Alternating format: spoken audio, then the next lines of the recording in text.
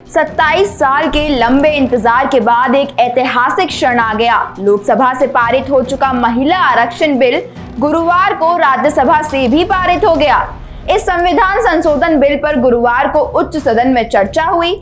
सरकार ने लोकसभा में बिल पर चर्चा के दौरान कहा कि लोकसभा चुनाव के फौरन बाद जनगणना और परिसीमन की कार्रवाई होगी। लोकसभा और विधानसभाओं में महिलाओं को 1/3 आरक्षण से संबंधित कानून बहुत जल्द आकार लेगा।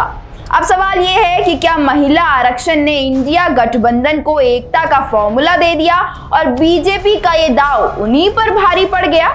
नमस्कार, मैं शुभी महेश्वरी और आप देख रहे हैं न्यू इंडिया हेडलाइंस। दरअसल महिला आरक्षण को लेकर राजनीतिक नफा और नुकसान का हिसाब किताब शुरू हो गया है। 6 महीने बाद होने वाले आम चुनाव में इसका क्या असर होगा, ये चुनावी नतीजों के बाद ही तस्वीर साफ होगी। लेकिन ये तो तय है कि इसी बहाने इंडिया गठबंधन और मजबूत हुआ है। विपक्षी एकता के लिए ये गठबंधन बना है। महिला आरक्षण बिल ने इसके सहयोगी दलों की एकजुटता बढ़ा दी है। गठबंधन ने अगले चुनाव के लिए ओबीसी पॉलिटिक्स और जातिगत जनगणना का एजेंडा सेट कर दिया है। अब तक ये मुद्दा समाजवादी पार्टी, आरजेडी, जेडीयू और डीएमके जैसी पार्टियों का होता था, पर अब कांग्रेस ने भी इसे अपना राजनीतिक हथियार बना लिया है। देश की सबसे पुरानी पार्टी की ये बदली हुई रणनीति है।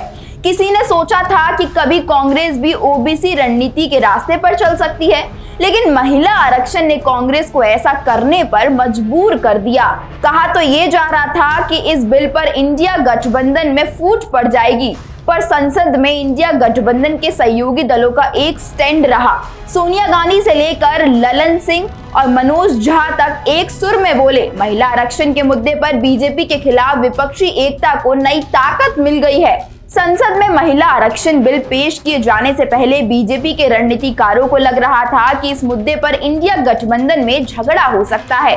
कांग्रेस और हिंदी पट्टी की क्षेत्रीय पार्टियों में ठन सकती है। समाजवादी पार्टी और आरजेडी का नाम इस लिस्ट में सबसे ऊपर था। महिला आरक्षण बिल को लेकर अतीत में ऐसा होता भी रहा है। समाजवादी पार्टी और आरजेडी की शुरुआत से ही आरक्षण से आरक्षण मांग रही है, जबकि कांग्रेस का रुख इस पर अलग रहा है। साल 2010 में राज्यसभा से पारित महिला आरक्षण बिल में ओबीसी के लिए व्यवस्था नहीं थी। तब मनमोहन सिंह की सरकार थी। उस समय आरजेडी के सांसदों ने तब आसमान सर पर उठा लिया था। ममता बनर्जी की पार्टी तृणमूल कांग्रेस ने तब वोटिंग से वॉकआउट कर दिया था।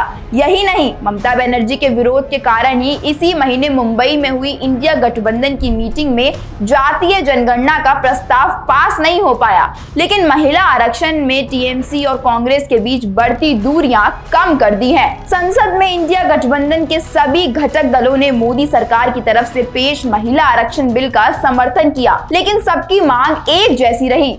ओबीसी महिलाओं के लिए अलग से आरक्षण की व्यवस्था हो। आरक्षण अगले साल लोकसभा चुनाव से ही लागू हो जाए। जातीय जनगणना कराने के बाद आरक्षण लागू हो। एक तरह से बीजेपी के खिलाफ इंडिया गठबंधन ने उनके सामाजिक प्रयोग को चुनौती दे दी है। इसीलिए पिछले 2 दिनों से बीजेपी की तरफ से कहा जा रहा है कि हमने देश को ओबीसी पीएम दिया।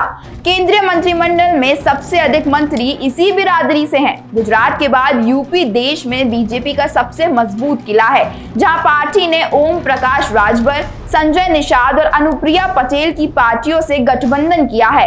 ये सभी नेता ओबीसी समाज से हैं। जातिगत आरक्षण की मांग ये भी करते रहे हैं। संसद में सोनिया से लेकर राहुल गांधी तक के भाषण ने सबको चौंकाया है। दोनों ही नेताओं ने जातिगत जनगणना और ओबीसी महिलाओं के लिए आरक्षण की मांग कर कांग्रेस की नई राजनीति और रणनीति का संकेत दे दिया।